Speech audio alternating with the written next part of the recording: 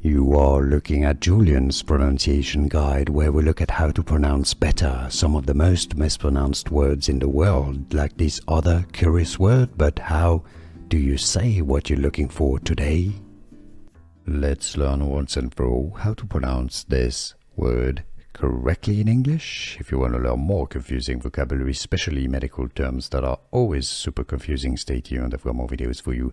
2 different pronunciations in English. I've seen other videos that don't talk about the 2 pronunciations. 2 pronunciations are correct.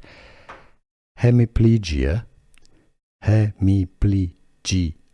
Now, you don't have to pronounce the G syllable. You can just say it also as hemiplegia. Alright, so hemiple, stress on the ple syllable, hemiplegia,